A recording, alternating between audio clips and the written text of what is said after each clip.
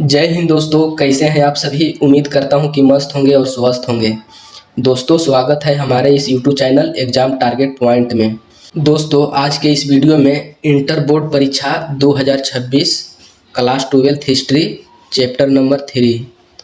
Chapter का नाम है बंधुत्व, जाति तथा वर्ग।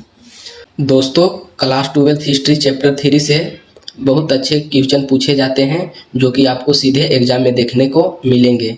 दोस्तों, इसमें बहुत वीवीआई ऑब्जेक्टिव क्वेश्चन छाट कर लाया हूं जो कि आप लोग को पढ़ना अति आवश्यक है। तो दोस्तों, चलिए ज़्यादा टाइम वेस्ट ना करते हुए क्वेश्चन की ओर बढ़ते हैं। क्वेश्चन नंबर 1, वासुदेव कृष्ण किस वंश के थे। दोस्तों, वासुदेव कृष्ण किस वंश के थे दोस्तों? तो आपका हो जाएगा वृष्णि वंश के थे। ऑप्शन नंबर सी बिल्कुल राइट आंसर है, वृष्णि वंश। चलिए नेक्स्ट क्वेश्चन पे आ जाते हैं। क्वेश्चन नंबर 2, 5 पांडवों में सबसे बड़ा कौन था।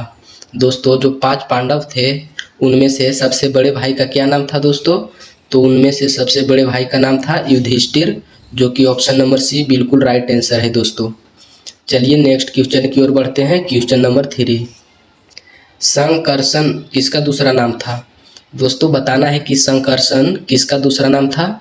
तो आपका हो जाएगा बलराम का दूसरा नाम था, जो कि ऑप्शन नंबर बी बिल्कुल राइट आंसर है। चलिए अगला क्वेश्चन की ओर बढ़ते हैं। क्वेश्चन नंबर 4, सबसे पहले अवतारवाद सिद्धांत का व्यापक निरूपण कहाँ किया गया। दोस्तों, सबसे पहले अवतारवाद सिद्धांत का व्यापक निरूपण कहाँ किया गया है। तो आपका किया गया है भागवत गीता में, जो कि ऑप्शन नंबर सी बिल्कुल राइट आंसर है। चलिए नेक्स्ट क्वेश्चन की ओर बढ़ते हैं। क्वेश्चन नंबर 5, महाभारत की रचना किस भाषा में हुई है। दोस्तों, बताना है कि महाभारत जो लिखा गया है वो किस भाषा में लिखा गया है। तो बहुत सिंपल सा क्वेश्चन है, आसान सा क्वेश्चन है, संस्कृत भाषा में लिखा गया है, जो कि ऑप्शन नंबर ए बिल्कुल राइट आंसर है। चलिए अगला क्वेश्चन की ओर बढ़ते हैं। क्वेश्चन नंबर 6, पुराणों की संख्या कितनी है। बहुत अच्छा सा क्वेश्चन है, प्यारा सा क्वेश्चन है। 2010, 14, 15, 16, 19, 20, 21 एग्जाम में पूछा गया प्रश्न है। बहुत सरल सा क्वेश्चन है दोस्तों। तो पुराणों की संख्या कितनी है। तो आपका हो जाएगा 18, जो कि ए ऑप्शन नंबर बी बिल्कुल राइट आंसर है।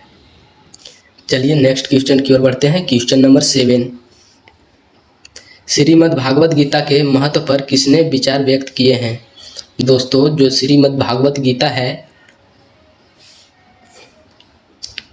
तो कौन कौन विचार किए हैं दोस्तों? महात्मा गांधी इन पे विचार किए हैं, भागवत गीता पे। विवेकानंद भी विचार किए हैं और बाल गंगाधर तिलक भी भागवत गीता पे के महत्व पर विचार किए हैं। तो आपका राइट आंसर क्या हो जाएगा? ऑप्शन नंबर डी, इनमें से सभी। ऑप्शन नंबर डी बिल्कुल राइट आंसर है, इनमें से सभी महात्मा गांधी, विवेकानंद, बाल गंगाधर तिलक। चलिए नेक्स्ट क्वेश्चन की ओर बढ़ते हैं। क्वेश्चन नंबर 8, मनुस्मृति के रचयिता थे। दोस्तों, मनुस्मृति के रचयिता कौन थे? तो मनु थे। नाम से ही पता चल रहा है, मनुस्मृति। ऑप्शन नंबर सी बिल्कुल राइट आंसर है, मनुस्मृति के रचयिता थे मनु। चलिए नेक्स्ट क्वेश्चन की ओर बढ़ते हैं। क्वेश्चन नंबर 9, मनुस्मृति में कितने प्रकार के विवाहों का उल्लेख किया गया है। मनुस्मृति में कितने प्रकार के विवाहों का उल्लेख किया गया है दोस्तों? तो क्वेश्चन नंबर 9 का राइट आंसर हो जाएगा ऑप्शन नंबर सी, 8 प्रकार के विवाहों का उल्लेख किए गए हैं। चलिए नेक्स्ट क्वेश्चन की तरफ बढ़ते हैं। क्वेश्चन नंबर 10, महाभारत किसने लिखा। दोस्तों, महाभारत जो किताब है वो किसने लिखे हैं दोस्तों? तो वेद व्यास लिखे हैं। ऑप्शन नंबर डी बिल्कुल राइट आंसर है। चलिए नेक्स्ट क्वेश्चन की तरफ बढ़ते हैं। क्वेश्चन नंबर 11, महाभारत और पुराण में मथुरा के शासक वंश को कहा गया। दोस्तों, यहाँ पे बताना है कि महाभारत और पुराण में मथुरा के शासक वंश को क्या कहा गया है। तो दोस्तों, महाभारत और पुराण के मथुरा शासक को यदुक कहा गया है, जो कि ऑप्शन नंबर सी बिल्कुल राइट आंसर है। चलिए नेक्स्ट क्वेश्चन की ओर बढ़ते हैं। क्वेश्चन नंबर 12, प्राचीन भारत के महाकाव्य का नाम है। प्राचीन भारत के महाकाव्य का क्या नाम है दोस्तों? तो महाभारत है। ऑप्शन नंबर ए बिल्कुल राइट आंसर है। चलिए नेक्स्ट क्वेश्चन की ओर बढ़ते हैं। क्वेश्चन नंबर 13, रामायण की रचना किसने की। दोस्तों, रामायण की जो रचना है वो वाल्मीकि जी ने किए हैं। ऑप्शन नंबर ए बिल्कुल राइट आंसर है, रामायण की रचना वाल्मीकि जी किए हैं, जो कि ऑप्शन नंबर ए बिल्कुल राइट आंसर है। चलिए अगला क्वेश्चन की तरफ बढ़ते हैं। क्वेश्चन नंबर 14, दुर्योधन की माँ कौन थी? दोस्तों दुर्योधन की माँ कौन थी? तो दुर्योधन की जो माँ है वो गंधारी हैं। दुर्योधन की माँ की नाम गंधारी है। ऑप्शन नंबर ए बिल्कुल राइट आंसर है। चलिए next question, question number 15, Duryodhan की ओर से कौरव पांडव युद्ध में शामिल थे। तो दोस्तों बताना है कि दुर्योधन की ओर से जो कौरव पांडव में युद्ध हुआ था तो कौन इनमें से शामिल थे? कृष्ण शामिल थे, पांडु शामिल थे, संतानु शामिल थे या भीष्म शामिल थे? तो दोस्तों आपका आंसर हो जाएगा भीष्म शामिल थे दुर्योधन की ओर से, जो कि ऑप्शन नंबर डी बिल्कुल राइट आंसर है। चलिए नेक्स्ट क्वेश्चन की ओर बढ़ते हैं। क्वेश्चन नंबर 16, भीष्म की पत्नी थी। दोस्तों भीष्म की पत्नी कौन थी? द्रौपदी थी, गंधारी थी, हिडिंबा थी या अम्बा थी? तो भीष्म की पत्नी कौन थी दोस्तों? तो इनका पत्नी जो हो जाएंगी हिडिंबा। भीष्म की पत्नी का नाम हिडिंबा था, जो कि ऑप्शन नंबर सी बिल्कुल राइट आंसर है।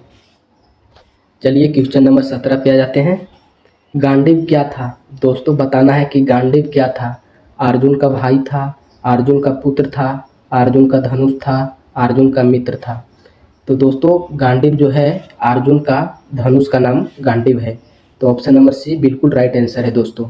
चलिए दोस्तों नेक्स्ट क्वेश्चन पे आ जाते हैं। क्वेश्चन नंबर 18, युद्ध भूमि में अर्जुन के सामने की सेना में कौन था? दोस्तों युद्ध भूमि में अर्जुन के सामने की सेना जो है उनमें कौन थे? द्रोणाचार्य थे, भीष्म पितामह थे, दुर्योधन थे या उपयुक्त सभी? तो दोस्तों इनमें से सभी, ऑप्शन नंबर डी बिल्कुल राइट आंसर हो जाएगा। द्रोणाचार्य भी थे, भीष्म पितामह भी थे, दुर्योधन भी थे। तो चलिए दोस्तों नेक्स्ट क्वेश्चन की ओर आ जाते हैं। क्वेश्चन नंबर 19, गीता में उपदेश दिया गया है। गीता में क्या उपदेश दिया गया है दोस्तों? कर्म करो, भविष्य की चिंता मत करो, कर्म फल हमारे हाथ नहीं है।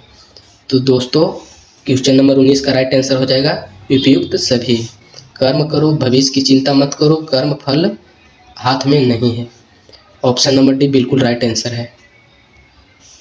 क्वेश्चन नंबर 20, गोत्र किसका सूचक है? दोस्तों गोत्र किसका सूचक है दोस्तों? तो क्वेश्चन नंबर 20 का आपका राइट आंसर हो जाएगा ऑप्शन नंबर ए, प्रत्येक उपजाति के सामान्य पूर्वज। गोत्र का सूचक है दोस्तों प्रत्येक उपजाति के सामान्य पूर्वज। ऑप्शन नंबर ए बिल्कुल राइट आंसर है।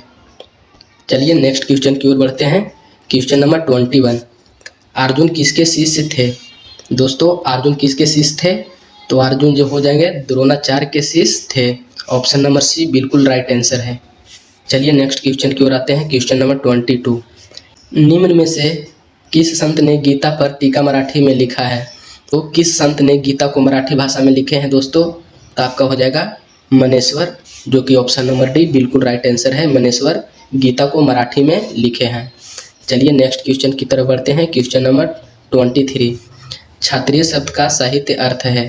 क्षत्रिय शब्द का साहित्य अर्थ क्या हो जाएगा? रक्षक, रक्षा करना। क्षत्रिय का यही मतलब है कि रक्षा करना। ऑप्शन नंबर सी बिल्कुल राइट आंसर है। चलिए नेक्स्ट क्वेश्चन आ जाते हैं। क्वेश्चन नंबर 24, अम्बा अम्बालिका किनकी पत्नी थी? दोस्तों अम्बा अम्बालिका जो थी वो किनकी पत्नी थी?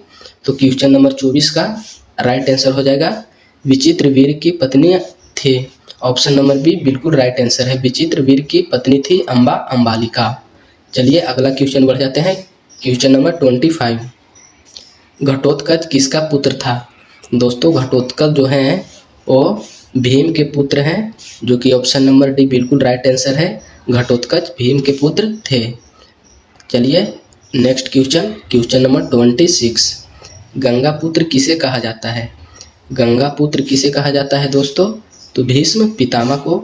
ऑप्शन नंबर सी बिल्कुल राइट आंसर है। गंगा पुत्र भीष्म को कहा जाता है।